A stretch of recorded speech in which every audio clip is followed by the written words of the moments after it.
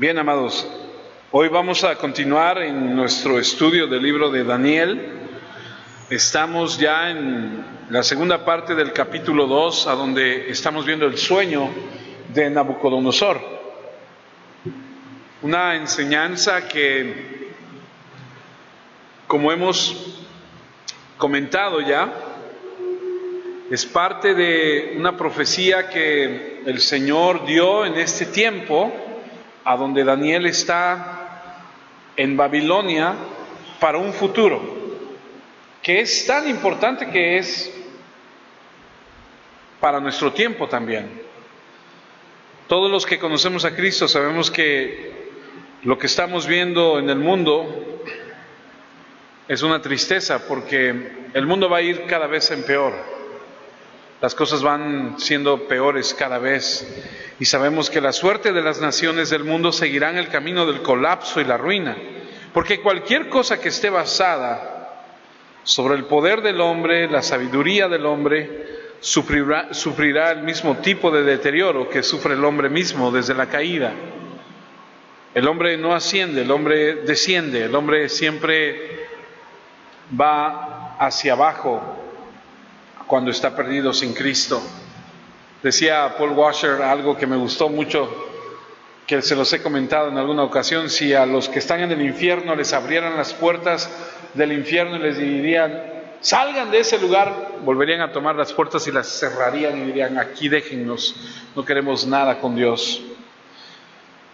Porque el hombre malo no busca a Dios, el hombre perverso no quiere nada. Y recuerdo mucho la enseñanza aquella de cuando Caín huye de la presencia de Dios, él empieza a hacer las cosas a su manera.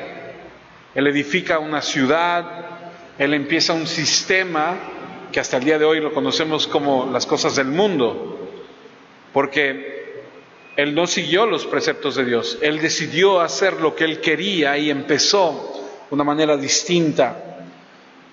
Segunda de Timoteo, capítulo 3, versículo 13, dice lo siguiente: pero los perversos y los engañadores irán de mal en peor, engañarán y serán engañados.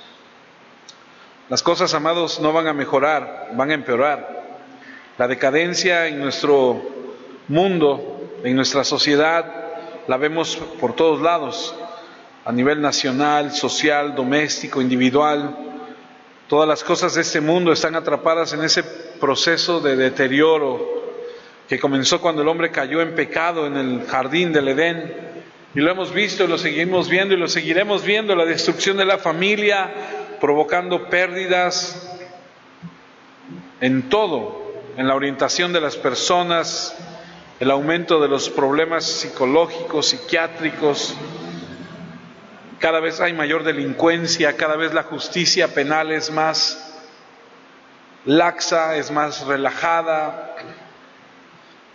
Constantemente estamos siendo corrompidos por el ritmo de todo el materialismo, el alcohol, las drogas, el sexo, etcétera, etcétera, etcétera. ¿Y por qué le estoy diciendo todo esto? Porque desde hace muchos años Jesús dijo que las cosas iban a empeorar. Lucas 21, 24 dice: unos morirán a espada y otros lo harán prisioneros y se los llevarán a todas las naciones. Gente extranjera aplastará la ciudad de Jerusalén hasta que se cumpla su tiempo.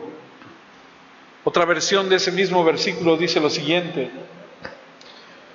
y caerán a filo de espada y serán llevados cautivos a todas las naciones, y Jerusalén será hollada por los gentiles hasta que los tiempos de los gentiles se cumplan.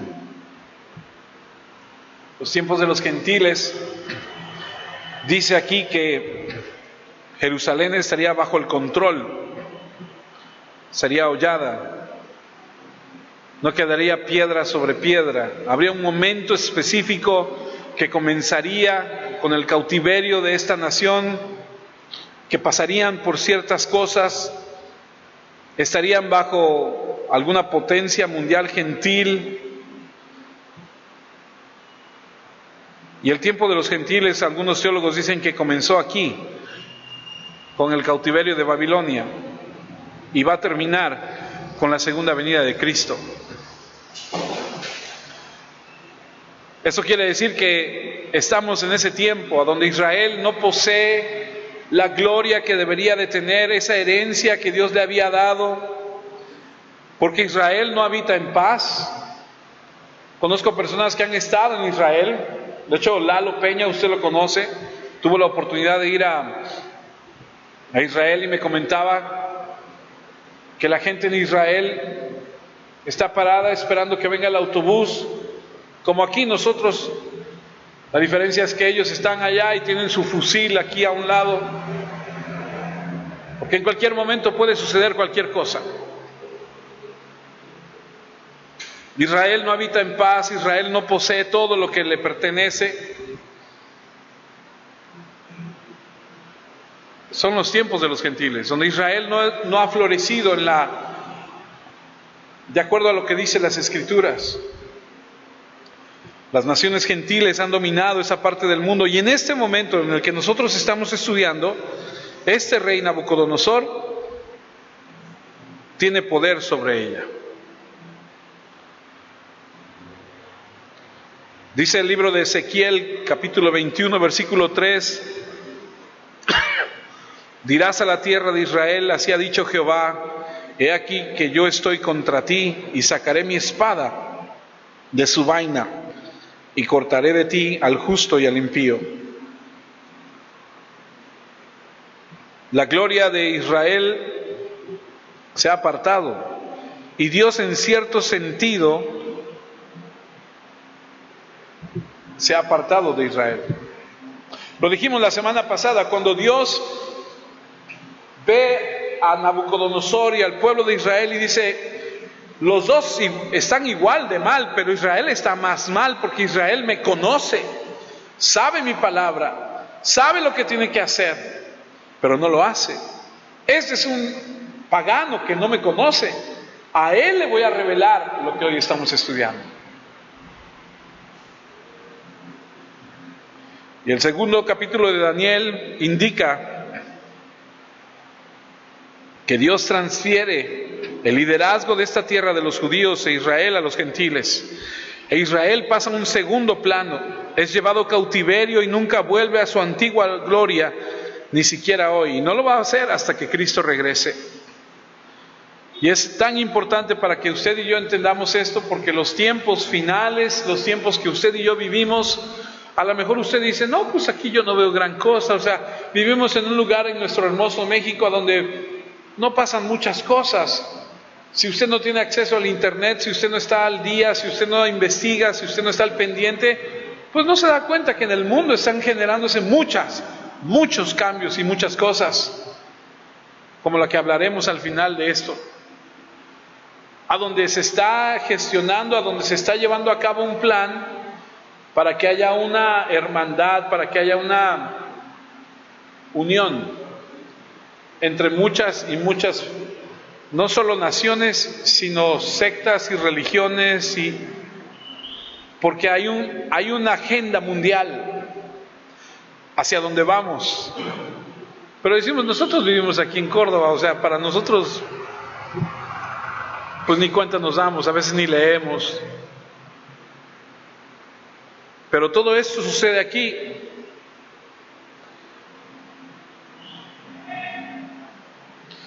Israel ciertamente es un pueblo especial que Dios pretendía que fuera, y que es, y que volverá a ser, pero que en este momento está siendo, porque Dios así lo ha permitido, llevado cautivo.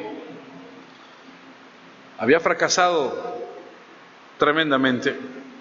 Deuteronomio 32, versículo 8 dice, cuando el Dios Altísimo distribuyó las naciones, cuando dividió a la raza humana, Él arregló los límites de las naciones iguales al número de los ángeles reunidos con Dios. Pero la porción propia del Señor es su pueblo. Jacob es su herencia. Es decir, el Señor distribuyó todo y dijo, sí, pero este es para mí. Y este que es para mí es Israel, su pueblo. Jacob es el lote de su herencia. El centro del mundo, el foco de todo esto es el pueblo escogido de Dios, Israel. Y el propósito de Él era que su Hijo encarnado viniera y reinara en Jerusalén y que de ahí fluyeran las bendiciones al mundo entero. Pero como usted y yo sabemos, la trágica historia de Israel es que no obedecía a Dios, no amaba a Dios, se entregó a la idolatría, a las cosas malas, y finalmente Dios tuvo que ponerlo en su lugar. Pero el destino es que Israel sea el lugar para el Mesías. El Salmo 2:6 dice: yo he consagrado a mi rey en Sión, mi monte santo. Es ahí en Jerusalén, ahí en Israel. Nadie debería de usurpar ese lugar. Pero ¿qué pasa? Bueno, lo que pasó primero es que se dividieron, porque el rey Salomón, y se lo dije la otra vez, cuando a Israel no lo pudieron vencer con armas o conquistar, porque lo quisieron conquistar y lo quisieron vencer, lo que hicieron los otros pueblos fue mandar a las mujeres, y los israelitas cayeron por culpa de las mujeres, y Salomón no fue la excepción. Salomón tuvo una cantidad impresionante de mujeres que su corazón se fue desviando, se fue yendo hacia la idolatría. Esto causó que cuando él muriera, Israel se dividiera y 10 tribus del norte se separaron y quedaron 2 en el sur, Judá y Benjamín. Y cuando Israel es separado y hay 10 en el norte y 2 en el sur, eventualmente las 12 cayeron más en idolatría y se desviaron más, pero las 10 tribus del norte se perdieron. Es decir, si lo pensamos en términos, había 2 hermanos que son las 12 tribus de Israel. Las 12 tribus, los 12 hermanos conocen a Dios.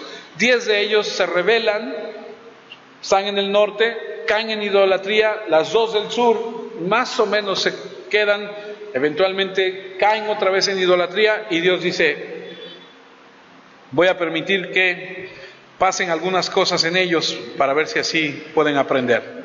Son llevados cautivos a Babilonia.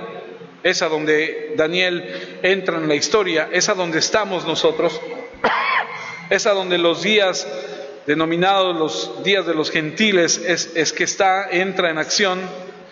Los días de gloria de Israel han terminado. Jerusalén está diezmada, está en escombros. Nabucodonosor es el rey de la tierra en este momento.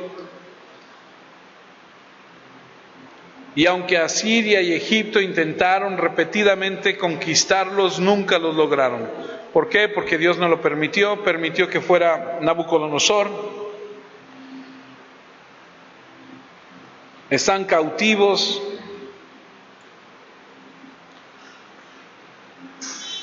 Y aquí es donde estamos con Daniel. Dios le da un sueño a Nabucodonosor que describe el principio y el final de todo lo que va a suceder. No hay quien lo pueda interpretar. El rey no lo quiere contar. El rey dice a sus adivinos, sabios, hechiceros: quiero que me digan qué soñé y qué significa. Nadie lo puede hacer, solamente el Dios del cielo. Daniel le pide tiempo para orar, para interpretar el sueño. Y ahí nos quedamos la semana pasada. Y Dios va a revelar a este hombre a través de su hombre, que es Daniel, de quien aprendimos que tiene un carácter, un temple que se necesita en momentos de crisis. Y llegamos a Daniel capítulo 2, versículo 31.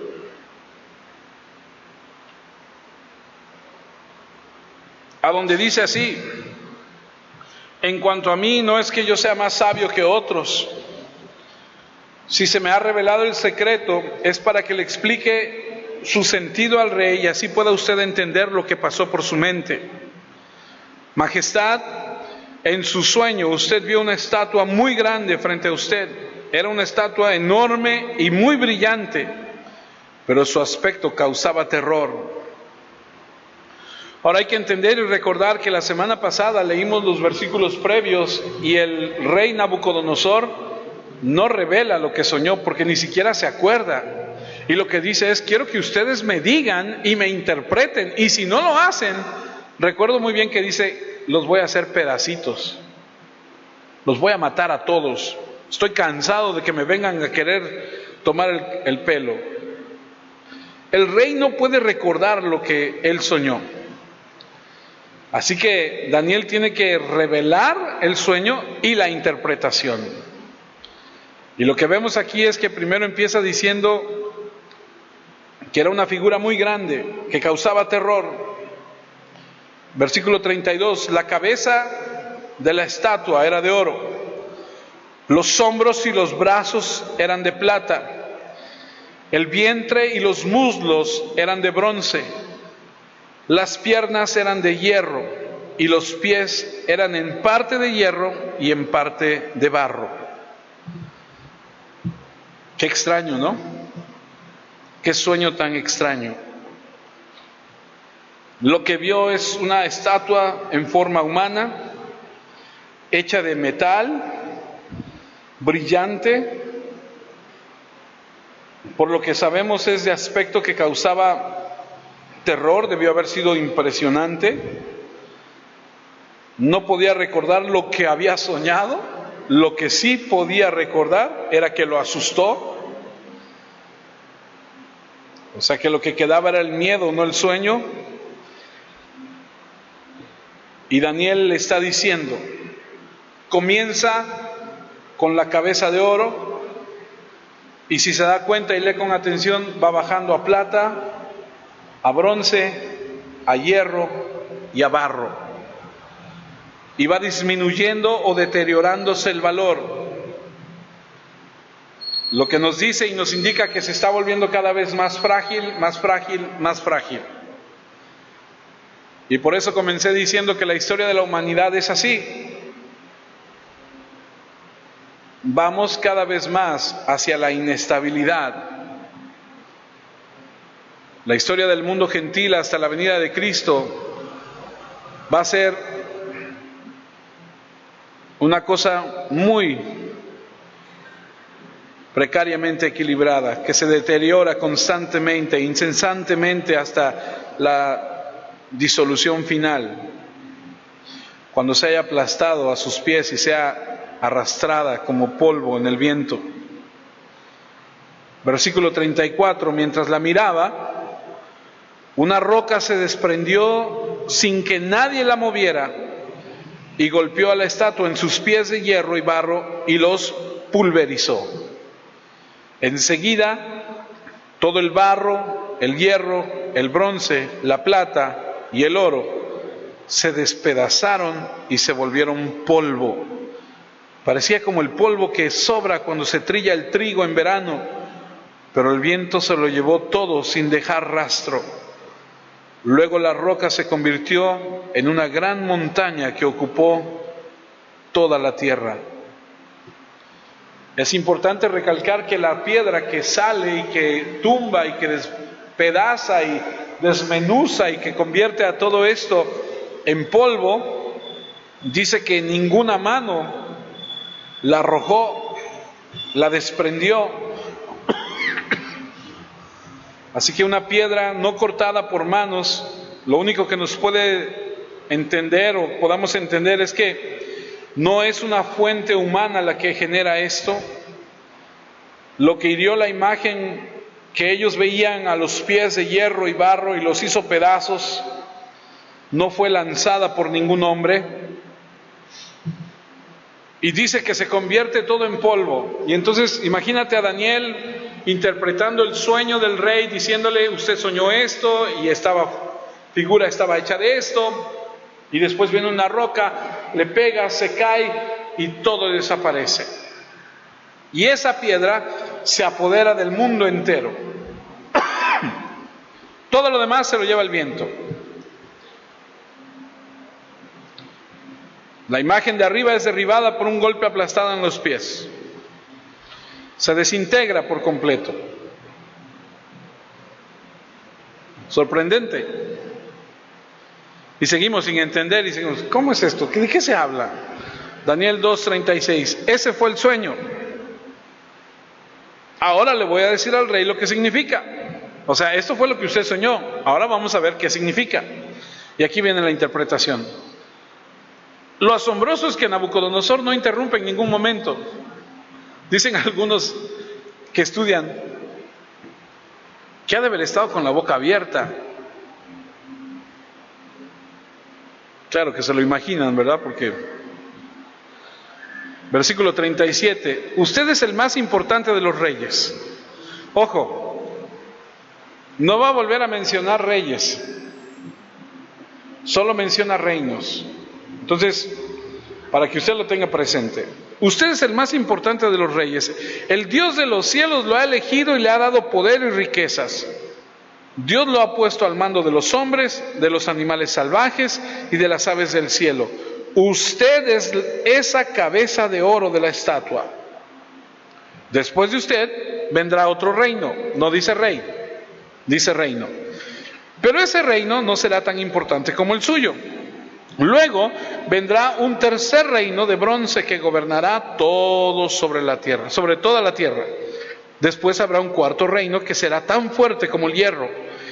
Y así como el hierro es más fuerte y destroza todo, de igual manera ese cuarto reino destrozará todos los demás.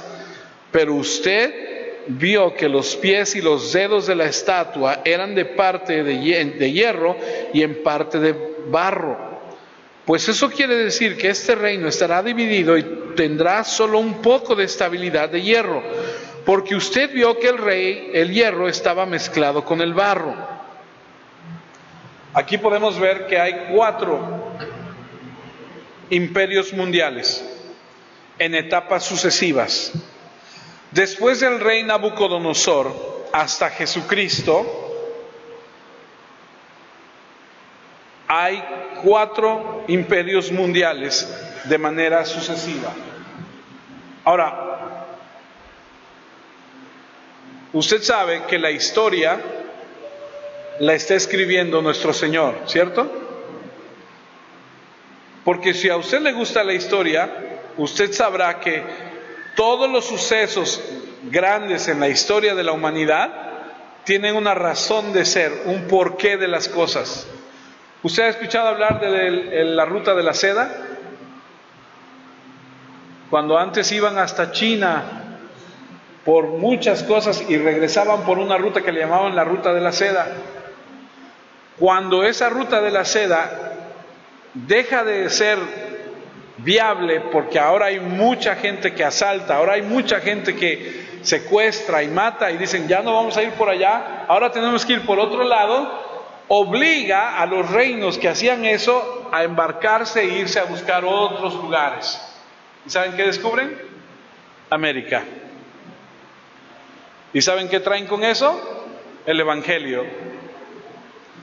Entonces, un pequeño ejemplo de cómo Dios mueve las cosas para que todo se vaya acomodando a como Él lo quiere.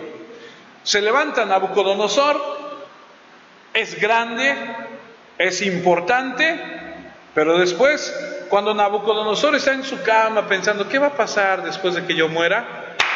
Dios le da un sueño y le dice, esto es lo que va a pasar. Después de ti va a venir otro, que no va a ser tan importante como tú, pero va a ser grande. Y después va a venir otro, que va a ser más fuerte. Y después va a venir otro que va a gobernar con mano de hierro. El problema es que al final va a haber uno que va a estar entre hierro y barro, y después va a venir una gran roca.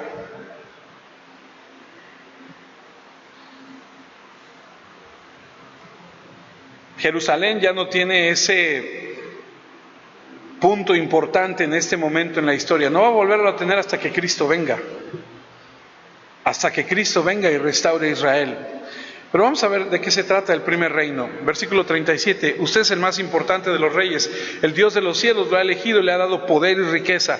Dios lo ha puesto al mando de los hombres, de los animales salvajes y de las aves del cielo. Usted es esa cabeza de oro de la estatua. Notarás que Nabucodonosor, dice, el Dios de los cielos lo ha elegido y le ha dado poder y riqueza. Una de las escrituras que a mí en lo personal más me gustan es la siguiente, que es Romanos 13. Romanos 13:1, y me gusta porque obviamente es la verdad, es palabra de Dios. Dice, todos deben respetar la autoridad del gobierno, pues no hay autoridad que no venga de Dios. Los que están gobernando ahora fueron puestos ¿por quién? ¿Por quién? Tú sabes que el que está gobernando ahora, y el que esté gobernando mañana, y el que esté gobernando en 20 años, ¿lo pone Dios? ¿Y sabes lo que dice ahí? Hay que respetarlo. Este hombre lo puso Dios,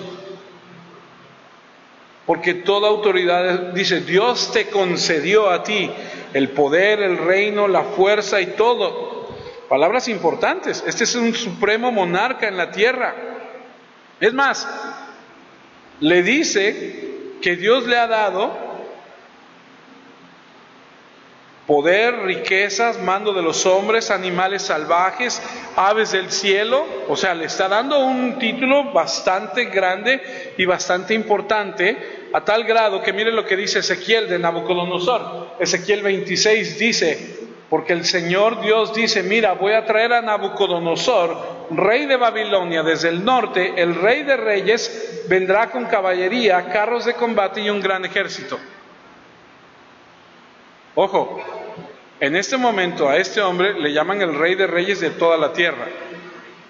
Ahí no habla de Cristo, ahí habla de Nabucodonosor. Es decir, le está dando un título muy importante.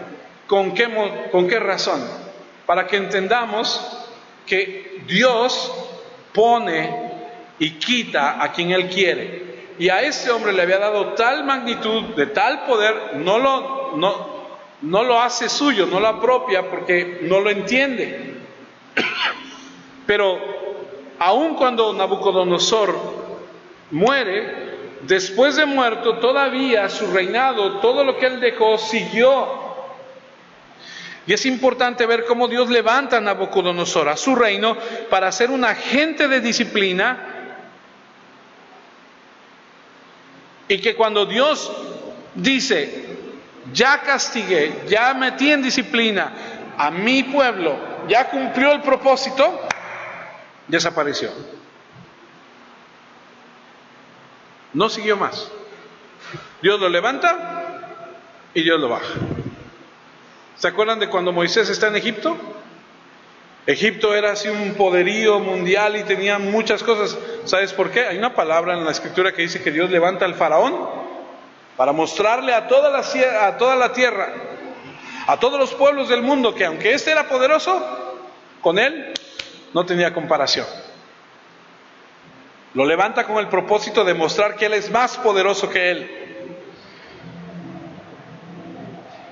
A partir de que Daniel interpreta el sueño y le dice, tú eres ese rey, después no hace mención de otros reyes, sino de reinos, de los imperios de 4 mundos, de 4 reinos. Nabucodonosor es la cabeza, y a partir de ahí nunca se vuelve a mencionar a ningún otro monarca. Pasa de rey a reinos, el segundo reino, el tercer reino, el cuarto reino. Y algo importante a mencionar es que Isaías 14:4 dice lo siguiente: pronunciarás este proverbio contra el rey de Babilonia y dirás, ¿cómo paró el opresor? O sea, ¿cómo terminó? ¿Cómo acabó la ciudad codiciosa de oro? Nabucodonosor es reconocido en el sueño como la cabeza de oro, porque su reino, según incluso los historiadores, tenían una obsesión por el oro. Sus capillas, sus vasijas, sus atavíos, adornos hechos de oro macizo. Quería Nabucodonosor tener un trono de oro en medio de una ciudad de oro.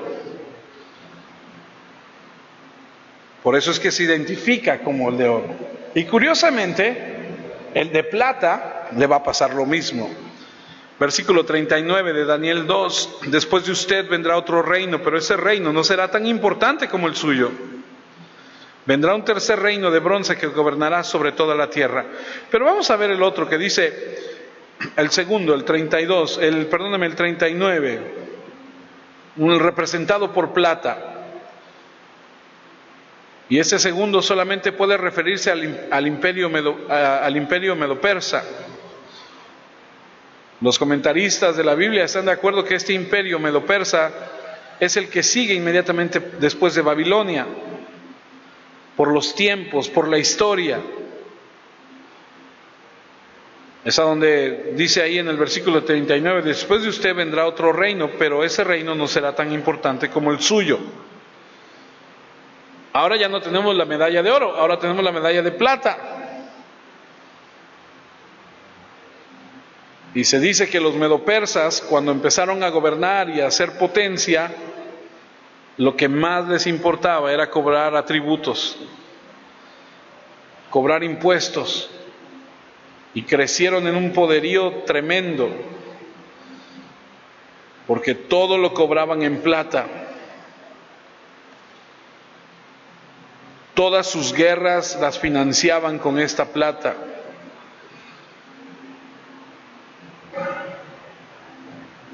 Así que vemos aquí que el reino de estos medopersas se caracteriza por la plata.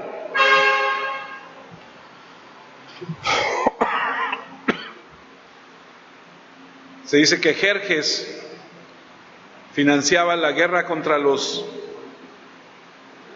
griegos con una cantidad extraordinaria de dinero que era la plata que había recaudado su papá Darío. El tercero, dice, luego vendrá un tercer reino, versículo 39, la segunda parte, de bronce que gobernará sobre la tierra. Ahora pasas de los medopersas a los griegos. Ahora pasas de Jerjes a Alejandro Magno. Y a lo mejor tú digas, ¿qué tiene todo eso que ver con nosotros? Solo deme un minuto o dos y se lo voy a explicar. ¿Por qué es importante? Cuando pasas del segundo, que son los medopersas, que es de un reino de plata, porque le interesaba mucho cobrar en plata, a un tercero, aquí vienes con Grecia. Y con Grecia aprendemos que el que gobierna ese tiempo, en este momento, es Alejandro. No sé en qué momento va a aparecer el mapa. ¿Tú puedes ver ahí? Faltan dos, ok, muy bien. Aquí podemos entender que ahora estamos hablando del bronce. Y es interesante que Grecia, o el bronce más bien, desciende hasta los muslos. Y podemos ver que en la historia la faceta nos dice que hay dos facetas principales. 4 generales, 2 invadiendo Siria y 2 invadiendo Egipto, y se convirtió en este gran imperio griego. El bronce no es tan valioso como la plata, pero el bronce es más fuerte que la plata. Y hay un contraste, dicen los historiadores que debió haber sido un contraste tremendo ver a los medopersas como soldados vestidos con sus túnicas en sus cabezas, con sus pantalones holgados, con sus con sus turbantes y sus túnicas, peleando una batalla contra los griegos que traían un yelmo de bronce, un pectoral de bronce, un escudo de bronce, o sea, totalmente otra cosa. Para ellos el bronce era muy importante. Y vemos que el oro, Nabucodonosor, porque le preocupaba mucho el oro. La plata para los medopersas, porque ellos todo lo cobraban. El bronce, ¿por qué? Porque simbolizaba el poder de la fuerza de Alejandro Magno.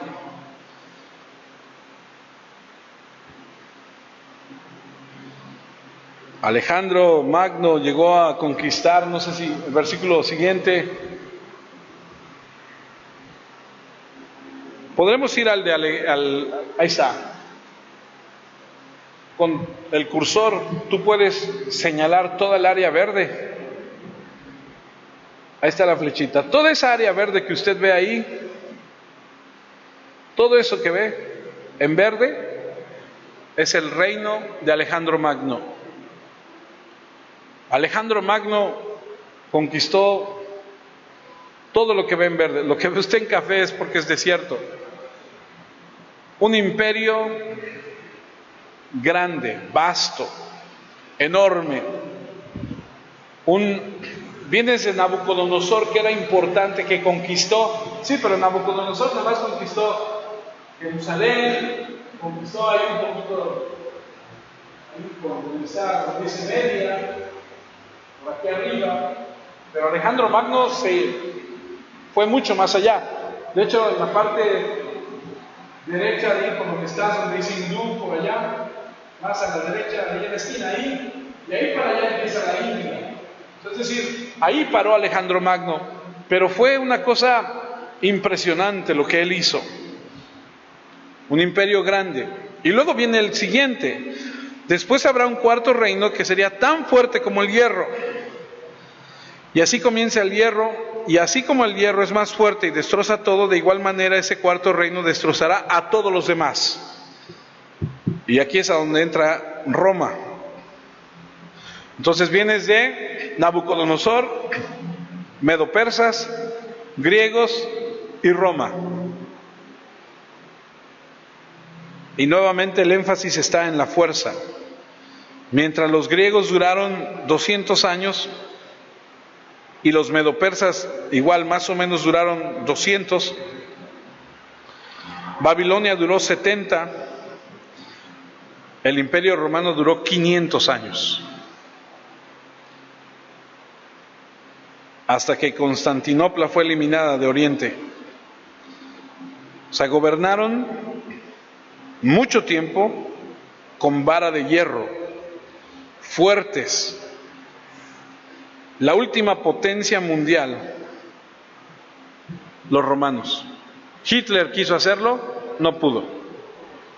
Los soviéticos intentan y siguen, no pudieron. Potencias mundiales como los romanos, como los griegos, como los medo-persas, hasta ahorita no ha habido. Pero ojo, no hemos terminado. Nos faltan los pies y nos faltan los dedos. Ahorita vamos a ver qué es, pero antes vamos a ponerle una pausa a Daniel 2 y vamos a ir a Daniel 7. Y que Dios me ayude para ver si puedo explicarlo. Daniel 7. Versículo 1. Durante el primer año en que Belsasar fue rey de Babilonia, Daniel tuvo un sueño. Este no es sueño de Nabucodonosor, Aquí Nabucodonosor ya no está. Aquí el sueño es de Daniel. Y en su mente vio visiones mientras estaba en su cama. Al despertarse notó lo más importante del sueño. Esto fue lo que escribió. Tuve una visión en la noche. Vi que soplaban los 4 vientos del cielo y agitaban el gran mar. De repente 4 bestias gigantes salieron del agua. Todas eran diferentes. La primera parecía un león con alas de águila. Mientras yo miraba, le quitaron las alas y la levantaron para que se mantuviera sobre 2 pies como un hombre. Y le dio una mente de ser humano, y se le dio una mente de ser humano. Luego vi otra bestia. Esta segunda bestia parecía un oso y estaba levantada de medio lado. Tenía 3 costillas en la boca entre sus dientes, y una voz le decía: levántate y come toda la carne que quieras. Después seguí mirando y vi otro animal que parecía un leopardo con 4 alas en el lomo y 4 cabezas, y este animal le dieron poder para gobernar. Luego en mi visión, el cuarto animal era una bestia terrible, espantosa y de una fuerza impresionante. Tenía dientes de hierro y devoraba varias criaturas.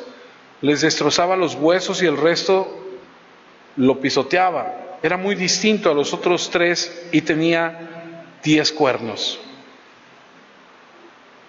La última bestia tenía 10 cuernos.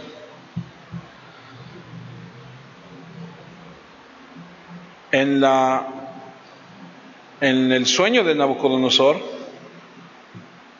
ya vimos la cabeza, la parte de plata, la parte de bronce, la parte de hierro, Y ahora falta la última, que es el hierro mezclado con el barro. Una cosa es lo que sueña Nabucodonosor, otra cosa es lo que sueña Daniel, pero tiene una interpretación, tiene una similitud. Ahorita al final voy a tratar de explicarle todo. Versículo 41, me regreso a Daniel 2.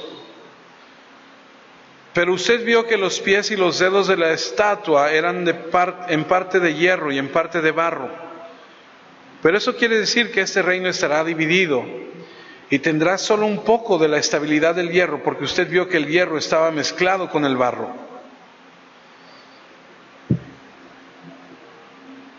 Versículo siguiente. Es decir, que así como parte de los pies y de los dedos eran de barro y la otra parte era de hierro, de igual forma el reino será en parte fuerte y en parte débil. El Imperio Romano tenía una mezcla de fortaleza y de debilidad.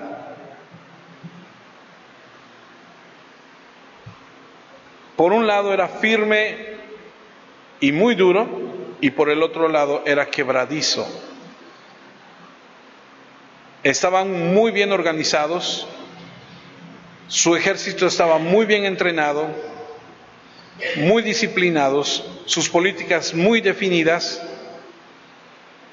y llevaba a cabo todo muy bien. Incluso lograron lo que la historia dice y se reconoce como la Pax Romana. Vivieron en paz dentro de todas esas guerras que tuvieron, pero tenían una debilidad.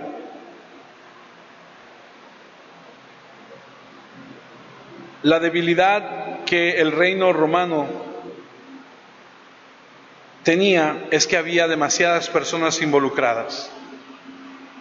El hombre metido, cuando Nabucodonosor reinaba, solamente él decidía. Cuando gobernaba Roma, había muchos que opinaban, y eso lo hacía inestable. Una falta de solidaridad. Cuando Nabucodonosor reinaba, él era el único.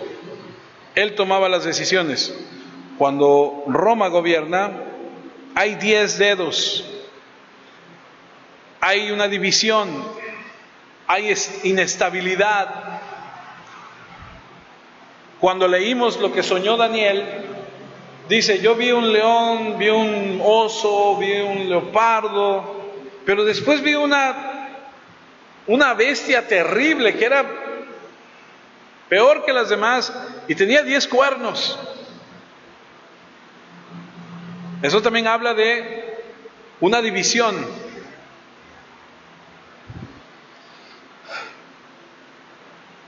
Si usted va al libro de Apocalipsis,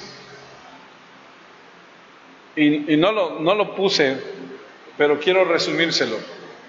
Apocalipsis capítulo 17 nos habla que hay un momento en la historia. ¿Cuál es la imagen que tenemos a continuación?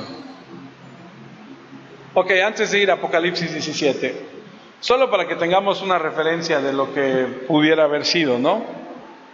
La cabeza de oro, el imperio babilónico, y por eso es que dicen que esos son los imperios que hay en el mundo, o que tal corresponde a tal. El imperio babilónico de tal fecha a tal fecha es la cabeza de oro, el pecho y brazos de plata, porque después del reino babilónico o el imperio babilónico vinieron los medopersas, que también tuvieron mucho poder, y ellos son denominados como los de plata. Después vino el imperio griego, que es el vientre y el muslo de bronce. Después el imperio romano, que son las piernas de hierro. Y después los pies en parte de hierro y en parte de barro cocido, que es el otro imperio que todavía no sale, que todavía no surge, que todavía no conocemos. Pero es a donde lo he querido llevar durante todos estos minutos que hemos estado platicando, porque todo lo que se está gestionando en el mundo nos está mostrando que vamos hacia un punto en la historia del ser humano a donde va a levantarse otra vez en el mundo algo que según Apocalipsis 17, trae ahí su Biblia, yo no lo puse ahí, pero se lo voy a leer porque mi memoria me va a fallar, y se lo voy a leer para que usted y yo estemos en el mismo contexto. Apocalipsis 17 dice así: vino entonces uno de los 7 ángeles que tenían las 7 copas y habló conmigo diciéndome: ven acá y te mostraré la sentencia sobre la gran ramera que está sentada sobre muchas aguas. Ahora, cuando usted lee en la Escritura ramera, prostitución, todo eso, ¿sabe qué significa? Lo está comparando con algo sexual, pero lo está comparando con la idolatría. Porque cuando el pueblo de Israel se prostituyó, no quiere decir que fue y vendió su cuerpo. Quiere decir que en lugar de adorar al Dios verdadero, fue y se relacionó con otro, fue infiel. Cuando habla de la gran ramera, cuando habla de, dice ahí el versículo 2, con la cual han fornicado los reyes de la tierra y los moradores de la tierra se han embriagado con el vino de su fornicación.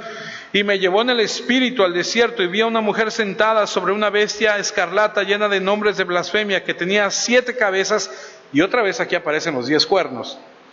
Y 10 cuernos, y la mujer estaba vestida de púrpura, escarlata, y adornada de oro y de piedras preciosas y de perlas, y tenía, dice, en la mano un cáliz de oro lleno de abominaciones y de la inmundicia de su fornicación, y en su frente un nombre escrito, un misterio: Babilonia la grande, la madre de las rameras y la abominación de la tierra. Y de las abominaciones de la tierra vi a la mujer ebria con la sangre de los santos y de la sangre de los mártires de Jesús, y cuando la vi quedé asombrado con gran asombro. Y el ángel me dijo: ¿por qué te asombras? Yo te diré el misterio de la mujer y de la bestia que la trae, la cual tiene los 7 cabezas, los 10 cuernos. La bestia que has visto era y no es, y está para subir del abismo e ir a la perdición, y los moradores de la tierra, cuyos nombres no están escritos desde la fundación del mundo en el libro de la vida, se asombrarán viendo la bestia que era y no es y será. De repente te pierdes y dices: no entiendo bien. Lo que está queriendo decir es que fue, dejó de ser y va a volver a ser. ¿Qué reino fue y dejó de ser? Escoge. No, pero espera, no escojas a cualquiera, escoge al que terminó, que fue el reino romano. ¿Me puedes poner la otra? ¿Por qué? Porque yo no sé si usted sepa, pero colina del, ¿qué dice ahí? Quirinal, colina del Viminal, Esquiliño, del Sello, Palestino, Capitolio y del Aventino. Cuente conmigo. 1, 2, 3, 4, 5, 6. ¿Cuántas colinas? 7. ¿Cuántas? 7. ¿Qué es lo que dice hasta allá, hasta la esquina de allá arriba? El Vaticano. ¿Sabe qué es eso? Eso es Roma. ¿Sabes qué es eso? Es lo que según la Biblia dice y denomina el que está entre las 7 colinas. Déjeme acabar de leer. ¿Dónde estoy? ¿En el 10? ¿9? 9. Esto para la mente que tengas la sabiduría. Las 7 cabezas son 7 montes sobre los cuales se sienta la mujer, y los 7 reyes, 5 de ellos han caído, uno es y el otro aún no ha venido, y cuando venga es necesario que dure breve tiempo. La bestia que era y no es también el 8º, y es de entre los 7, y va a la perdición. Y los 10 cuernos que has visto son 10 reyes que aún no han recibido reino, pero por una hora recibirán autoridad como reyes juntamente con la bestia. Estos tienen el mismo propósito y entregarán su poder y su autoridad a la bestia. ¿Sabe quién es la bestia? El anticristo. Bueno, el anticristo dice aquí que peleará contra el cordero. Bueno, la bestia peleará contra el cordero.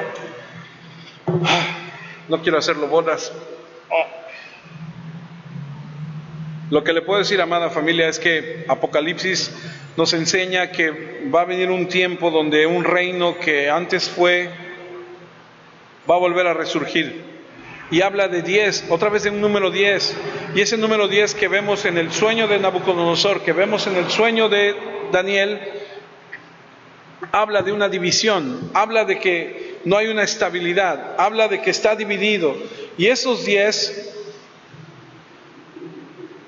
y es lo que yo le decía hace rato, en el mundo se están gestionando cosas que no alcanzamos a entender o no alcanzamos a ver todavía, pero viene un tiempo, que son los últimos tiempos, a donde lo que hoy conocemos como la UE, que es la Unión Europea, se está llevando a cabo ¿Sí conoce un poquito de la Unión Europea? ¿Tienes el otro? La Unión Europea actualmente está conformada por 27 países, a donde en Europa tú puedes ir de un país a otro y pagar con la misma moneda y puedes transitar libremente, tienes los mismos derechos, tienes las mismas obligaciones, no tienes ningún problema y todo suena muy bonito y muy padre.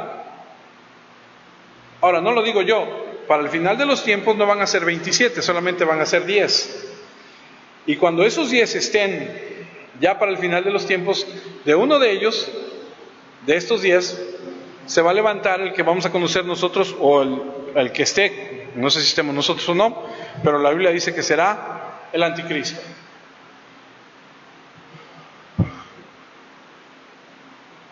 Va a pelear contra el Señor. Los demás le van a dar la autoridad. Va a venir Cristo, lo va a derrotar, y entonces Israel va a ser restituido en su poder. Esto es lo que está viendo Daniel, diciéndole al rey Nabucodonosor: viene un tiempo donde tú dejarás de ser, vendrá otro reino, después vendrá otro reino, después vendrá otro reino, y después de algún tiempo va a haber un reino que estará mezclado, va a venir una roca. ¿Quién es la roca en la Escritura? Cristo. De la nada, sin que nadie la haya desprendido, sin que nadie la haya lanzado, va a venir una roca, va a tirar esa estatua, va a desaparecer todo, va a quedar todo hecho polvo, y esa roca va a ocupar el lugar en toda la tierra. ¿Quién es ese? Es Cristo. ¿Quiénes son esos reinos? Los hombres impíos. ¿Qué naciones van a ser? No lo sé. Lo único que sé es que hoy hay 27. Pero también sé que de repente hay unos y otros se salen y otros entran. Por ejemplo, Inglaterra estaba ahí, pero Inglaterra un día dijo: no, yo no quiero pertenecer a ustedes, yo me salgo. Y no está dentro de. Inglaterra no pertenece a la Unión Europea. Ahorita hay 27. Para el final va a haber 10, no porque yo lo diga, sino porque la Escritura dice que así va a ser. Si usted lo cree o no lo cree, ya esa es otra cosa. Lo que sí le puedo decir es que la Biblia dice que hay un lugar a donde la gran ramera está establecida, que está rodeada por 7 colinas, y creemos que esa gran ramera ha sido la Iglesia Católica, por todo lo que ha hecho, y que va a tener una influencia tal. ¿Y por qué se lo digo? Porque hace algunos años atrás un emisario del Vaticano se reunió con un pastor en Estados Unidos, hicieron una convención y dijeron: a partir de hoy ya no van a ser los hermanos separados. ¿Quién creció oyendo que los evangélicos eran hermanos separados? Nos decían los hermanos separados. Después de esa convención dijeron: ya no hay hermanos separados, ahora todos somos hermanos. ¿Sabe usted que el Papa se ha reunido con líderes religiosos de todo el mundo y ha dicho: ¿para qué estamos separados? ¿Ha escuchado esa expresión de que todos los caminos llegan a Dios? ¿Qué dice la Biblia? ¿Cuántos caminos llegan a Dios? ¿Y se llama Jesucristo. No todos los caminos llevan a Dios. Pero ¿qué está pasando? Hay una agenda que está queriendo juntar a todos en una misma ideología, que está queriendo llevarlos a un mismo punto. Eso no es lo que dice la Escritura. Vivir en Cristo es vivir separado. Vivir en Cristo es seguir lo que dice la Escritura, no lo que diga el mundo, no lo que diga la gente. Viene un momento donde las cosas tendrán que ponerse a tal grado a donde tendremos que decidir, y es a donde he llegado al punto que he querido en este momento. Daniel dijo, yo no voy a contaminarme, yo voy a hacer lo que dice la Escritura, y si tengo que morir, pues he de morir.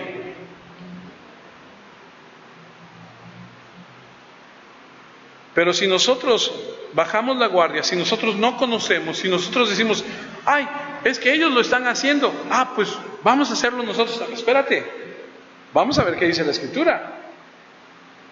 Porque la Escritura es nuestro faro, nuestra Escritura es la luz que muestra el camino, que es Jesucristo, que es para ir al Padre.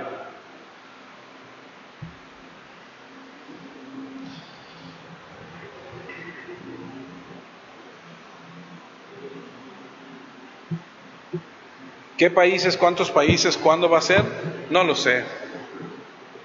Yo la verdad respeto mucho de estos temas porque son temas que son hasta cierto punto, y lo confieso, desconocidos para mí. Los estudio y trato de entender un poco. Sé que hay más, lo que sí conozco, porque sí me gusta investigar, me gusta la historia, me gusta leer, es que de repente veo que el Vaticano tiene aquí haciendo algo, que el mundo se está poniendo de acuerdo, que está sucediendo algo acá, que está sucediendo algo por allá. Leo la Escritura y digo, algo está pasando, y nosotros estamos dormidos, nosotros estamos como, tenemos que estar al tanto, tenemos que prestar atención. Los tiempos están cambiando, se van a poner más difíciles, sí. Pienso en mis nietos, pienso en mis hijos, digo, que el Señor tenga misericordia de ellos y los ayude, porque las cosas van a ser peores. Pero Dios, en medio de todos los tiempos, siempre ha cuidado a su gente. Eso es lo que nos anima, eso es lo que nos da esa certeza. Dios es bueno, pero no podemos ser ignorantes. Ahora, después de todo esto, no podemos decir, yo no sabía. No, sí sabemos. Y tenemos que actuar. ¿Y cuál es el punto de actuar? ¿Cuál es lo que queremos o por qué todo esto? Porque cuando llegue el momento de decidir, tenemos que estar firmes y confiando en lo que la palabra de Dios dice. Y regreso a lo mismo, nuestra máxima autoridad es la Escritura. Estúdiela, escudriñe, cheque, verifique. Que Dios nos ayude, como siempre lo ha hecho. Amén. Vamos a orar.